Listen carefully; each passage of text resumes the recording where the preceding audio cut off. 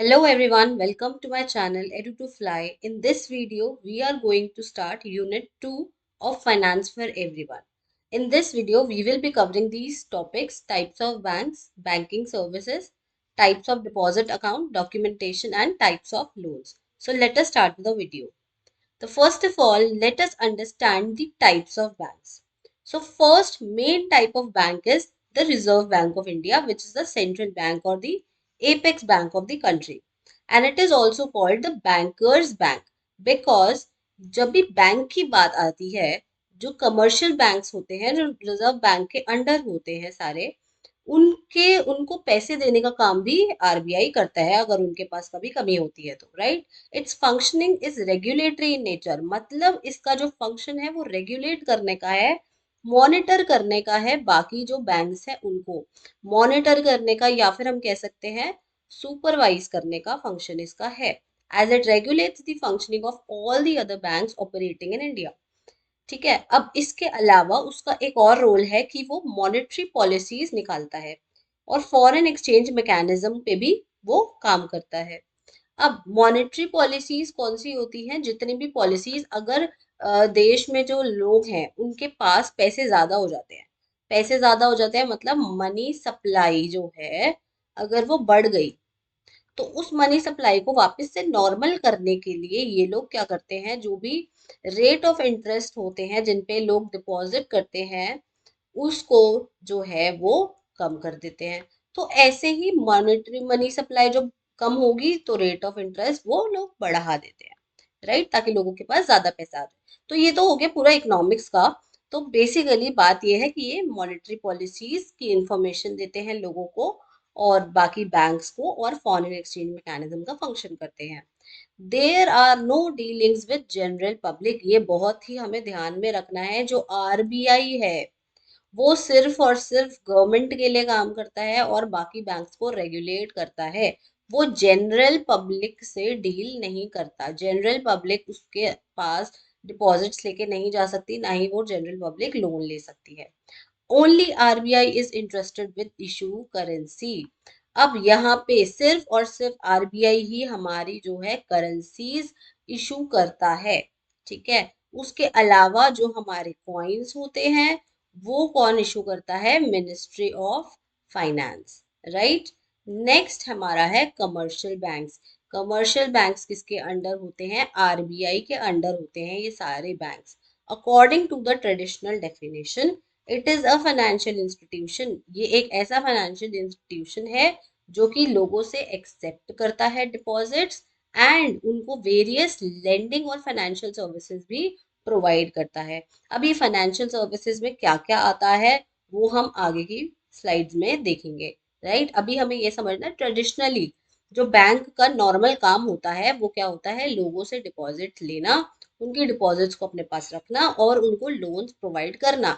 ये तो traditional function है। उसके अलावा भी बहुत सारी फाइनेंशियल सर्विसेज होती हैं, right. Commercial banks offer fundamental banking services to their customer including consumers and enterprises of small to medium scale. अब ये जो कमर्शियल बैंक्स है ये सिर्फ जनरल पब्लिक से डील नहीं करती है, ये एंटरप्राइज जो होते हैं, बड़े बड़े कंपनीज होती हैं, चाहे वो स्मॉल हो लार्ज हो, इनको भी अपनी सर्विसेज प्रोवाइड करते हैं। कमर्शियल बैंक्स को हम दो कैटेगरीज में डिवाइड कर सकते हैं। First is the scheduled bank and second is the non scheduled bank. Scheduled bank कौन से बैंक होते हैं? The banks mentioned in the list in the second schedule of the RBI act 1934। जो भी आरबीआई एक्ट था एक, ठीक है, एक आरबीआई एक्ट होता है जिसके अंडर कुछ कंपनीज के नाम होते हैं, बैंक्स के नाम होते हैं। तो वो वाले बैंक्स जो होते हैं उनको कहते हैं शेड्यूल्ड बैंक्स। और जिनको यहाँ पे लिस्ट नहीं किया गया है, जो लिस्ट में नहीं है, उनको ऑब्वियसली हम कहेंगे नॉन शेड्यूल्ड बैंक। अब यहाँ पे जो बैंक्स होते हैं जो शेड्यूल्ड वाले होते हैं, इन शेड्यूल्ड के अंडर भी हमारे प्राइवेट आ जाते हैं, फॉरेन आ जाते हैं एंड मल्टीनेशनल बैंक्स आ जाते हैं। साथ ही साथ जो कोऑपरेटिव बैंक्स होते हैं वो भी इस कैटेगरी में आ सकते हैं शेड्यूल्ड बैंक्स की, अगर वो कुछ सर्टेन क्राइटेरिया फुलफिल करें। तो इसकी भी एक कंडीशंस होती है, वो पूरा एक्ट होता है तो हमें उसकी जरूरत नहीं है अभी इसमें, राइट। नेक्स्ट है रीजनल रूरल बैंक्स। रीजनल का मतलब होता है लोकल एक तरीके से, राइट। तो लोकल रूरल बैंक्स कौन से होते हैं? ये ऐसे फाइनेंशियल इंस्टीट्यूशंस होते हैं जो कि पहली बात तो ये शेड्यूल्ड होते हैं, and these banks are specifically established to cater to the banking needs of rural areas within each state। तो इसीलिए इसको क्या कहा है? रीजनल, क्योंकि ये हर एक स्टेट में है। ठीक है, तो रीजनल रूरल बैंक है ये, राइट। नेक्स्ट है हमारा पब्लिक सेक्टर बैंक्स। तो पब्लिक सेक्टर बैंक्स जो पीएसबीज होते हैं वो ऐसे फाइनेंशियल इंस्टीट्यूशंस होते हैं जिसमें मेजॉरिटी की ओनरशिप किसकी होती है? गवर्नमेंट की होती है। अब ये मेजॉरिटी मतलब मोर देन 50% होती है। और गवर्नमेंट जो होता है इसके फाइनेंशियल स्टैंडर्ड्स स्टैब्लिश करता है, उनको रेगुलेट करता है। नेक्स्ट है हमारा private sector banks. So private sector banks ऐसे बैंक्स है, ऐसे फाइनेंशियल इंस्टीट्यूशंस है that are owned and managed privately. मतलब ये प्राइवेटली ओन होते हैं और मैनेज करते हैं जो प्राइवेट इंडिविजुअल्स होते हैं। पब्लिक सेक्टर की तरह इसमें गवर्नमेंट का कोई रोल नहीं होता है, इंटरफेरेंस नहीं होती है, राइट। इनकी प्रायोरिटी इकोनॉमिक वेलफेयर नहीं होता, लोगों का भला करना नहीं होता, बल्कि प्रॉफिट कमाना होता है। जो हमारे पब्लिक सेक्टर बैंक्स होते हैं उनका मेन मोटिव होता है इकोनॉमिक वेलफेयर करना। ठीक है। नेक्स्ट है हमारा कोऑपरेटिव बैंक्स। जो कोऑपरेटिव बैंक्स होते हैं, कोऑपरेटिव का मतलब क्या होता है? Autonomous association of people aspiring to meet their own social cultural economic needs. ठीक है, through an entity jointly controlled and owned. The binding factor is the mutual trust. अब यहाँ पे क्या होता है? कोऑपरेटिव बैंक्स में कुछ लोग आपस में मिलते हैं, ठीक है। ये लोग आपस में मिल के एक एसोसिएशन बनाते हैं ताकि ये इकट्ठा होके अपने मनी को पूल कर सके, और अपने मनी को इकट्ठा करेंगे और जिसको सबसे ज्यादा जरूरत है उनको ये लोग पैसे देते हैं, ये लोन्स देने का काम करते हैं, राइट। अब यहाँ पे इनके जो बाइंडिंग फैक्टर है, ठीक है, कि मैं तुम्हें लोन दूंगा एंड ऑल, तो ये सारी चीजें बहुत ही इंपॉर्टेंट है, म्यूचुअल ट्रस्ट पे बेस्ड होती है। जैसे कि यहाँ पे हम एग्जाम्पल्स देखते हैं, Rajasthan state cooperative bank, Maharashtra state cooperative bank, इसके कुछ एग्जाम्पल्स हैं, लेकिन हर एक स्टेट में ये प्रेजेंट आपको मिल जाएंगे, राइट। नेक्स्ट है हमारा फॉरेन बैंक्स। जैसे कि नेम सजेस्ट करता है, दीज बैंक्स आर री इनकॉर्पोरेटेड इन फॉरेन लैंड। मतलब ये जो बैंक्स है इनके जो हेड क्वार्टर्स हैं ये कहाँ होते हैं? फॉरेन कंट्री में होते हैं। जहाँ पे बड़ा डिफरेंस ये है कि इनको जो भी रूल्स फॉलो करने हैं वो ये रूल्स फॉलो करेंगे अपने होम कंट्री के, राइट। अपने होम कंट्री के, फॉर एग्जाम्पल हमारे यहाँ पे अगर यूके का कोई बैंक है तो वो यूके के रूल्स फॉलो करेगा, अमेरिका कोई बैंक है तो अमेरिका के रूल्स फॉलो करेगा, राइट। तो अब ऐसा तो नहीं कि पूरे के पूरे वहीं के रूल्स करेगा, तो होम कंट्री के भी रूल करने पड़ते हैं, प्लस कुछ आरबीआई के रूल्स जो हमारी गवर्नमेंट, जो इंडियन गवर्नमेंट है, उनके रूल्स भी इसको फॉलो करने पड़ते हैं। एग्जाम्पल्स इसमें है HSBC bank, Barclay, Standard Chartered etcetera. Next है हमारे डेवलपमेंट बैंक्स, डेवलपमेंट करने के लिए, ठीक है। तो ये इंडिपेंडेंस के बाद बने थे बेसिकली, क्योंकि कुछ लैगिंग सेक्टर्स थे जो पीछे लैग कर रहे थे, जो डेवलप नहीं हो पा रहे थे, इसीलिए इनके लिए एक डेवलपमेंट बैंक खोला गया।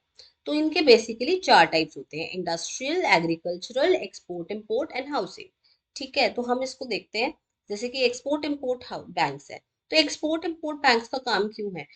इनका काम बेसिकली है कि फाइनेंस करना for the promotion of foreign trade, ताकि फॉरेन ट्रेड वाला जो सेक्टर है हमारा वो अच्छे से डेवलप हो सके। अब यहाँ पे इंपोर्ट एक्सपोर्ट बैंक को एक एपेक्स फाइनेंस बैंक बना दिया गया to the finance entities in the field of export import through commercial banks. अब यहाँ पे क्या होता है? ये बहुत ही इंपॉर्टेंट बैंक है जो फाइनेंशियल हेल्प करता है उन लोगों को जिनको फॉरेन ट्रेड करना है, right. Next is the housing bank. तो हाउसिंग बैंक किस लिए होता है? These provide the finance for the housing sector, ताकि हाउसिंग सेक्टर डेवलप हो।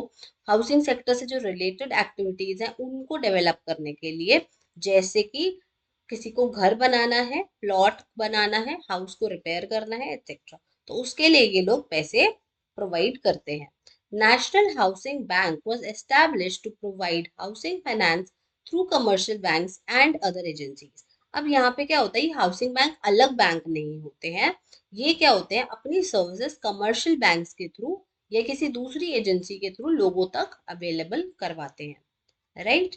नेक्स्ट है हमारा types of banking activities. So there are basically three banking activities, retail, corporate and private. So retail banking जो होता है वो रिटेल बैंकिंग जनरल पब्लिक के लिए होता है, ठीक है, ये याद रखेंगे हम, किसके लिए होता है, जनरल पब्लिक से डील करता है। कॉर्पोरेट बैंकिंग जो होते हैं, जो बिजनेस एंटिटीज होती हैं उससे डील करता है। प्राइवेट बैंकिंग होता है नेटवर्थ जिनकी हाई होती है, ठीक है, हाई नेटवर्थ के जो इंडिविजुअल्स होते हैं जिनकी इनकम बहुत ज्यादा होती है, तो उनके साथ ये प्राइवेट बैंकिंग करते हैं, राइट। नेक्स्ट हमारा है रिटेल बैंकिंग की प्रोडक्ट्स एंड सर्विसेज। तो हमने अभी पढ़ा था कमर्शियल बैंक्स के बारे में। तो बेसिकली कमर्शियल बैंक्स का जो ट्रेडिशनल फंक्शन है वो दो है, डिपॉजिट एंड लोन। उसके अलावा जो ये कमर्शियल बैंक्स होते हैं वो और क्या क्या फैसिलिटीज देते हैं। तो पहली फैसिलिटी होती है अकाउंट मैनेजमेंट की, जिसमें ये लोग अकाउंट्स को मैनेज करते हैं, राइट। फिर हमें कार्ड प्रोवाइड करते हैं, जैसे कि हमारे पास होता है डेबिट कार्ड, हमारे पास एक क्रेडिट कार्ड होता है। फॉरेन एक्सचेंज सर्विसेज यहाँ पे प्रोवाइड करते हैं, जैसे कि फॉर एग्जांपल मेरे पास डॉलर के नोट्स हैं तो मुझे उसको रुपीज में कन्वर्ट करवाना है and vice versa. Demat account services provide करते हैं, अगर मैंने कोई सिक्योरिटीज खरीदी है, ठीक है, तो उसको डीमैट अकाउंट में स्टोर करने का काम ये लोग करते हैं। इन्वेस्टमेंट प्रोडक्ट्स, कोई भी मुझे इन्वेस्टमेंट करनी है, जैसे कि एसआईपीज है, म्यूचुअल फंड्स है, ठीक है, उसके अलावा आरडी है, एफडी है, तो इसके लिए ये इन्वेस्टमेंट के प्रोडक्ट्स ऑफर करते हैं। इंश्योरेंस भी ये लोग प्रोवाइड करते हैं अगेंस्ट कोई भी रिस्क हमारी लाइफ पे होता है तो। उसके अलावा ये लोग सेफ डिपॉजिट लॉकर भी हमें प्रोवाइड करते हैं। एंड स्मार्ट बैंकिंग भी आजकल आ गई है, जैसे कि हम आजकल बैंक में फिजिकली ना जाकर ऑनलाइन अकाउंट खोल सकते हैं, ऑनलाइन बैंकिंग कर सकते हैं, अपनी पासबुक वगैरह अगर हमें देखनी है, राइट, पासबुक का काम है, या फिर अगर हमें और कोई ट्रांजैक्शंस का काम है तो वो हम कर सकते हैं ट्रांजैक्शन। मोबाइल बैंकिंग मतलब हम अपने जो मोबाइल है उसके थ्रू बैंकिंग कर सकते हैं। ब्रांचलेस बैंकिंग का मतलब होता है यहाँ कोई ब्रांच नहीं होती बैंक की, ठीक है, जैसे कि रिमोट एरियाज होते हैं, वहां पे कोई ब्रांच नहीं होती बैंकिंग की, तो वहां पे होते हैं हमारे कुछ स्पेशलिस्ट यहाँ पे, ठीक है, बिजनेस कॉरेस्पॉन्डेंट जिसे हम कहते हैं, क्या कहते हैं, बिजनेस कॉरेस्पॉन्डेंट्स। तो ये जो बिजनेस कॉरेस्पॉन्डेंट्स या बीसीज होते हैं, ये लोगों के घरों में जाते हैं और उनको बैंकिंग सर्विसेज प्रोवाइड करते हैं। उसके अलावा ई लॉकर्स या फिर हम इसको कहते हैं स्मार्ट वॉल्ट, ये भी एक नया सिस्टम आया है जिसमें हम अपने जो भी इम्पोर्टेंट डॉक्यूमेंट्स हैं, इम्पोर्टेंट चीजें हैं, वो यहाँ पे हम सेफली रख सकते हैं, राइट। नेक्स्ट टॉपिक है हमारा टाइप्स ऑफ डिपॉजिट अकाउंट्स। तो जैसे कि हमें पता है, पहला हमारा होता है सेविंग्स बैंक अकाउंट। तो जो सेविंग्स वाला अकाउंट होता है ये बहुत ही इंपॉर्टेंट होता है। हमारे पास लिमिटेड इनकम होती है लेकिन हम चाहते हैं कि हमारे जो फ्यूचर है वो सिक्योर हो, तो हम इनिशियल लोअर अमाउंट से खोलते हैं एक बैंक अकाउंट जिसको हम कहते हैं सेविंग्स बैंक अकाउंट। इसमें एक मिनिमम बैलेंस जरूरी होता है मेंटेन करने के लिए, और हमें यहाँ पे क्वार्टरली इंटरेस्ट मिलता है जो कि वेरी करता है बैंक टू बैंक। किसी बैंक का 4% होगा, किसी का 4.5 होगा एंड ऑल। तो मतलब बेसिकली 4 to 6% यहाँ पे हमें इंटरेस्ट मिलता है। और ये जो इंटरेस्ट होता है ये कौन डिसाइड करता है, आरबीआई डिसाइड करता है टाइम टू टाइम।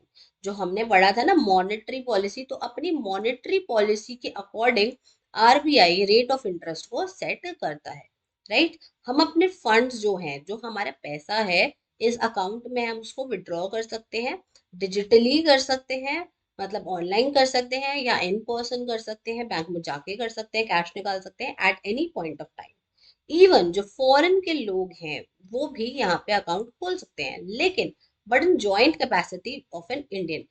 फॉरेन वाले लोग हैं जो यहाँ पे अकाउंट खोल सकते हैं बट एक इंडियन के साथ जॉइंट अकाउंट उनको खोलना पड़ेगा, और इसके लिए यहाँ पे केवाईसी नॉर्म्स को भी फुलफिल करना पड़ता है, ओके। नेक्स्ट है हमारा टर्म डिपॉजिट।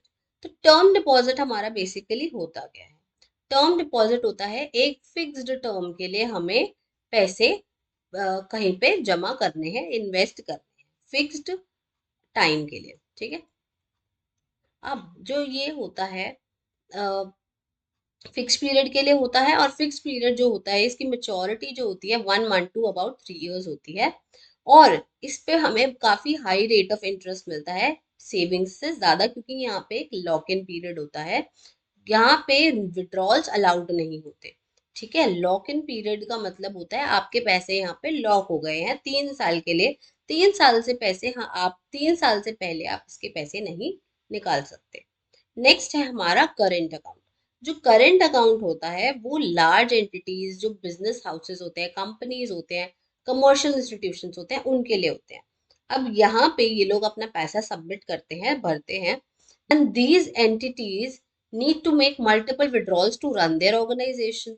अब यहाँ पे क्या होता है, जो बेसिकली सेविंग्स अकाउंट होता है ना, सेविंग्स अकाउंट में विड्रॉल की एक लिमिट होती है कि आप इतना विड्रॉल कर सकते हैं, लेकिन करंट अकाउंट में विड्रॉल की लिमिट नहीं होती, बल्कि आपका बैलेंस जीरो हो जाए ना तब भी आप विड्रॉ कर सकते हो टू अ सर्टेन लिमिट, और जिसको हम कहते हैं ओवरड्राफ्ट फैसिलिटी, ठीक है। ओवरड्राफ्ट फैसिलिटी बैंक हमें प्रोवाइड करता है कि हम एक्स्ट्रा पैसे भी कर सकते हैं, हमारा नेगेटिव में बैलेंस जा सकता है, फिर उसको जब ये नेगेटिव में बैलेंस जाएगा तो हम वापस इन लोगों को पैसे पे कर सकते हैं, राइट। हम चेकबुक जो है वो भी यहाँ पे यूज कर सकते हैं, सेपरेट अकाउंट्स खोल सकते हैं, तो ये काफी इंपॉर्टेंट यहाँ पे होता है, ठीक है। नेक्स्ट है हमारा डॉक्यूमेंटेशन। जब हम बैंक में जाते हैं तो कुछ डॉक्यूमेंटेशन बहुत ज्यादा जरूरत होती है। तो पहला डॉक्यूमेंट है हमारा पैन कार्ड। पैन कार्ड जिसको हम कहते हैं परमानेंट अकाउंट नंबर, एक 10 डिजिट का अल्फा न्यूमेरिक नंबर होता है। अल्फा न्यूमेरिक मतलब यहाँ पे आप देख सकते हैं this is a pan number, तो यहाँ पे हमारे जो अल्फाबेट्स भी होते हैं एंड नंबर्स भी होते हैं। अब ये जो होता है, ये कौन इशू करता है, इनकम टैक्स डिपार्टमेंट करता है, ताकि ये टैक्स पेयर्स आइडेंटिफाई कर सके। Through these different transactions are tracked and cross verified by the IT authorities. यहाँ पे अलग अलग ट्रांजैक्शंस जो है वो ट्रैक हो जाती है। अब ये जो पैन कार्ड होता है हमारे बैंक अकाउंट से लिंक होता है, तो बैंक अकाउंट में कभी भी पैसा आएगा या पैसा जाएगा तो यहाँ पे ये पैन कार्ड जो है इनकम टैक्स डिपार्टमेंट वाले हैं उनको पता चल जाता है। तो अगर आप इनकम टैक्स की वेबसाइट पे जाते हैं, ठीक है, इनकम टैक्स की वेबसाइट पे जाके जाके देखते हैं, अपना पैन कार्ड से लॉगिन करके देखते हैं, तो आपकी सारी डिटेल्स वहां पे आ जाती है कि कितना आपने इन्वेस्ट किया है, कितना आपके पास पैसे आए हैं, राइट। अब ये इसीलिए हुआ था ताकि लोग जो है वो टैक्स इवेशन ना कर पाए, जो टैक्स चोरी करते हैं, टैक्स से जो बचते हैं वो ना कर पाए। अब यहाँ पे जो इनकम टैक्स डिपार्टमेंट है उसको सब पता है कि आपकी कितनी सैलरी आ रही है, कितना आपने इन्वेस्ट किया है, उसके हिसाब से आपको टैक्स भरना पड़ेगा, आप टैक्स से बच नहीं सकते, राइट। नेक्स्ट हमें देना होता है एड्रेस प्रूफ। अब ये एड्रेस प्रूफ में क्या आता है, क्या क्या डॉक्यूमेंट्स हम यहाँ पे ले सकते हैं, passport, driving licence, voter ID, job card जो नरेगा के थ्रू इशू होता है, स्टेट गवर्नमेंट इशू करती है, Aadhaar card, utility bill less than 2 months old, bank account, post office savings account की statement for 3 months prior to the 4 months of account opening, cheque हम दे सकते हैं, प्रॉपर्टी टैक्स बिल दे सकते हैं, म्यूनिसिपल टैक्स रिसीट दे सकते हैं not more than 1 year old, और भी बहुत सारे यहाँ पे एड्रेस प्रूफ के डॉक्यूमेंट्स होते हैं, राइट। फेमसली यहाँ पे हमारा Aadhaar card and driving licence and voter ID card use होता है, लोग ज्यादातर ये यूज करते हैं। नेक्स्ट है हमारा केवाईसी नॉर्म्स। अब ये होता क्या है केवाईसी नॉर्म्स, केवाईसी का फुल फॉर्म होता है नो योर कस्टमर। ये एक ऐसा मैकेनिज्म है जिससे कस्टमर की आइडेंटिटी वेरीफाई होती है, राइट। अगर हम कोई ऑनलाइन बैंकिंग भी करते हैं तो हमें केवाईसी करानी जरूरी होती है। केवाईसी से क्या होता है, किसी भी इंसान की जेन्युइननेस पता होती है कि ये जेन्युइन इंसान है, कोई फ्रॉड नहीं है, right. Next is our types of loans. तो काफी टाइप्स ऑफ लोन्स हमें यहाँ पे देखने को मिलते हैं बैंक्स जो प्रोवाइड करते हैं। तो पहला है एजुकेशन लोन। फाइनेंशियल इंस्टीट्यूशंस या एनबीएफसीज होते हैं वो बोरोवर्स को अट्रैक्ट करते हैं ताकि एजुकेशन लोन ये लोग दे सके। अब जो है इंडिया में एजुकेशन बहुत एक्सपेंसिव हो रही है, तो यहाँ पे एजुकेशन लोन बहुत ज्यादा लोग लेते हैं, ठीक है। अब on the basis of location, जो एजुकेशन लोन है वो डोमेस्टिक भी हो सकता है, फॉरेन भी हो सकता है, क्योंकि बहुत लोग फॉरेन में भी पढ़ने जाते हैं। अगर कोर्स की बात करें तो ये secondary, senior secondary, under graduate और पोस्ट ग्रेजुएट वाले जो बच्चे होते हैं उनके लिए लिया जा सकता है। Another way of dividing them could be loans career enhancement के लिए, थर्ड पार्टी गारंटी के लिए, एंड प्रॉपर्टी एंड सिक्योरिटी के अगेंस्ट भी ये लोग लोन लेते हैं। जो प्राइमरी डॉक्यूमेंट्स एजुकेशन लोन के लिए जरूरी होते हैं that are KYC documents, marksheet 10th-12th की, ग्रेजुएशन की, एंट्रेंस एग्जाम की, and mainly admission letter, right? Next up we have consumer durable loans. So consumer durable loan एक ऐसे टाइप का लोन है जो कि ऑफर किया जाता है for the purpose of buying consumer durables. ठीक है, जैसे कि फ्रिज, एसी, ये सारी चीजें हमें खरीदने को ये लोग लोन प्रोवाइड करते हैं। These are the products which have a life of at least 3 years. At least 3 years इनकी लाइफ होती है। It is not backed by any security और कोलैटरल। मतलब यहाँ पे हमें कुछ चीज गिरवी रखने के लिए नहीं देनी होती है, हमें कोई सिक्योरिटी नहीं देने की जरूरत, हमें ये सीधा ऐसे ही मिल जाते हैं। इसके लिए बेसिकली जो क्रेडिट हिस्ट्री होती है बोरोवर की, कि उसने पहले कितने लोन लिए, वो ज्यादा सिग्निफिकेंट नहीं होता है। The ability to pay back, that is the income of the borrower, is more important. यहाँ पे ये देखा जाता है कि इनकम कितनी है बोरोवर की, क्या वो पे बैक कर पाएगा या नहीं कर पाएगा। इसकी जो बेसिकली एलिजिबिलिटी होती है वो 21 to 60 years होती है, कि मतलब 21 to 60 years के लोग यहाँ पे ये लोन ले सकते हैं। जो रेट ऑफ इंटरेस्ट होता है इनका लेकिन बहुत हाई होता है, यही इसका मेन डिसएडवांटेज है। And are quickly approved.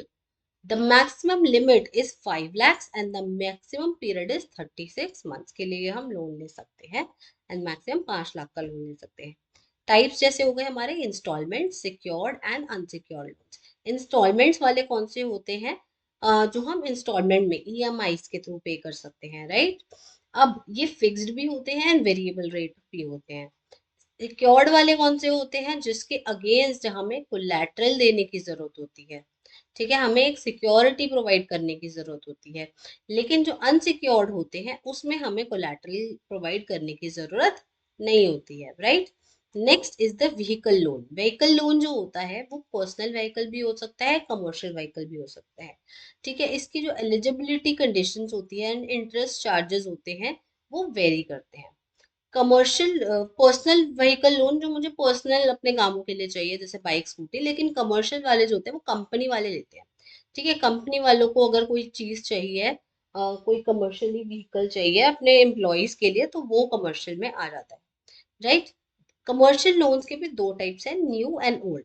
जो न्यू वाला है, इसमें for the customers wanting to purchase a new vehicle for their business, तो इसमें बैंक 100% फंडिंग प्रोवाइड करता है। ठीक है, ऑन चैसिस और बेस फ्रेम। ठीक है। और सेकंड जो होता है वो ओल्ड कमर्शियल होता है। इसमें क्या होता है, ये अगर मुझे कोई ओल्ड पुरानी व्हीकल सेकंड हैंड खरीदनी है जो कि 15 साल पुरानी है, तो उसके लिए ओल्ड कमर्शियल व्हीकल लोन होता है। People eligible for these loan ranges from sole proprietors and the large corporations। मतलब जो sole proprietors होते हैं, जो अकेले का बिजनेस होता है, या फिर जो लार्ज corporations होते हैं, वो लोग ये व्हीकल लोन ले सकते हैं, right. Next is the home loans. Home loans कौन से होते हैं? These loans are taken for owning a dwelling. मतलब एक घर ओन करने के लिए खुद के नाम पे, उसके लिए ये होम लोन होता है। Critical savings of the individuals can be utilise for important task such as education. और जो किसी भी इंसान की अपनी सेविंग होती है, ठीक है, वो सेविंग अपनी किसी दूसरे इंपॉर्टेंट टास्क जैसे कि एजुकेशन या और किसी टास्क में यूज कर सकता है। ठीक है। टॉप अप लोन फैसिलिटी अब यहाँ पे होती है। टॉप अप लोन फैसिलिटी क्या होता है? You can borrow an additional sum over and above the existing home loan. मतलब आपने कुछ एक होम लोन लिया है कितने रुपए का, उसके अलावा भी आप एडिशनल भी सम ले सकते हो और उसको अपने पर्सनल और बिजनेस पर्पसेस के लिए यूज कर सकते हो। अब बहुत अलग अलग टाइप्स के बैंक होते हैं जो अलग अलग टाइप के इंटरेस्ट रेट यहाँ पे देते हैं, एंड प्रोसेसिंग फीस भी उनकी वेरी करती है। लाइक कोटक महिंद्रा बैंक है, उसकी 8.75 है इंटरेस्ट रेट एंड 2% का प्रोसेसिंग फी भी है। यूनियन बैंक ऑफ इंडिया की 8.70 है पर एनम, एंड 0.50 का यहाँ पे लोन अमाउंट पे प्रोसेसिंग फी होता है। Bank of Baroda, central bank, bank of India, state भी, एसबीआई जो होता है स्टेट बैंक ऑफ इंडिया, यहाँ पे सबके यहाँ पे मैंने रेट्स मेंशन किए हुए हैं, राइट। सबके रेट्स कुछ कुछ वैरी करते हैं डेसिमल्स में। नेक्स्ट है हमारा short term, medium term and long term loan. Short term loan कौन से होते हैं? जो 1 ईयर तक के होते हैं, ठीक है। मीडियम वाले जो 1 से 3 ईयर्स तक के लिए होते हैं, एंड लॉन्ग टर्म लोन जो 3 साल से भी ज्यादा के लिए होते हैं।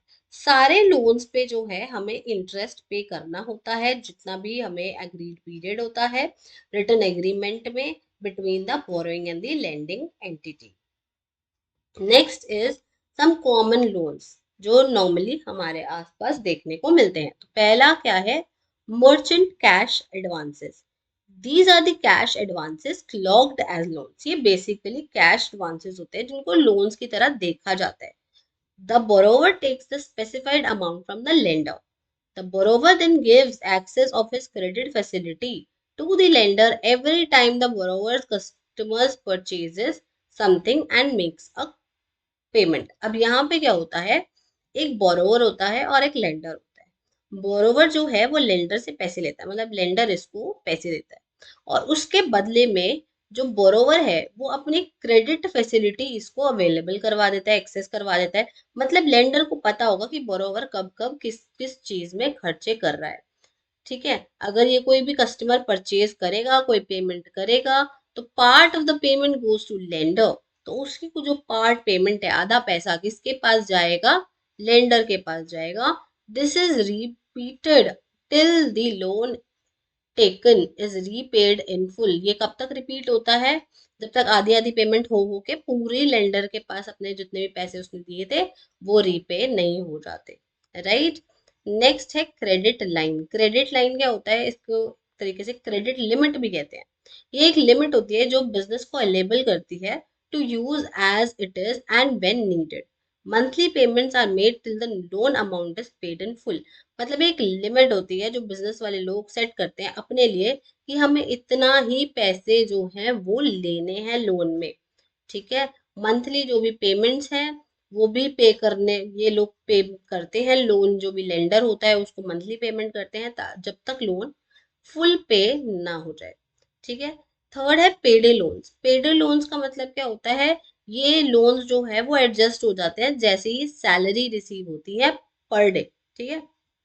सैलरी आई, फिर लोन के लिए पैसे चले गए कि लोन हमें चुकाना है। तो ये बहुत ही शॉर्ट टर्म होते हैं और इमरजेंसी सिचुएशन में ही होते हैं, क्योंकि ऐसे तो सैलरी आएगी ही जाएगी। अगर बड़े बड़े लोन्स के अगर हम पेडे लोन्स बना दे तो they carry very high interest rate. तो बहुत ही हाई इंटरेस्ट रेट भी होता है इनका। फोर्थ है हमारा ऑनलाइन लोन्स। ये जो है ऑनलाइन हमें मिल जाते हैं वेबसाइट्स के थ्रू। जो लोन लेंडर्स होते हैं उनकी वेबसाइट्स होती है। As soon as the loan is approve, money जो है वो बोरोवर के बैंक में आ जाता है। ये भी शॉर्ट टर्म लोन्स में आते हैं, right. So that's it for today's video. Thanks for watching, and if you like the video, hit the like button, share with your friends, and do not forget to subscribe the channel.